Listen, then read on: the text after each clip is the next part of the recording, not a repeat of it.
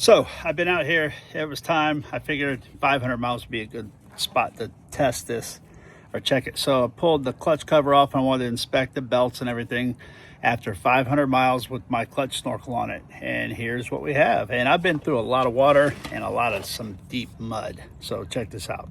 So here's the clutch cover. You can tell it's been completely dry. Nothing up in there. No mud, no water. Belt is fine.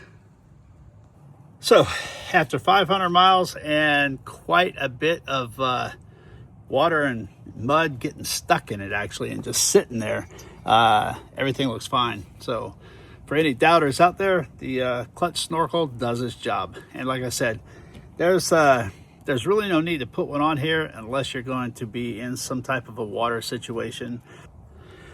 But if you like insurance, here you go. So it's not restricting any flow. Still, the exhaust from that comes right out the top of that. The hose is in great shape other than even being dirty, but no burn marks, no heat marks, no melting, no nothing. So works pretty good. There's an update on it.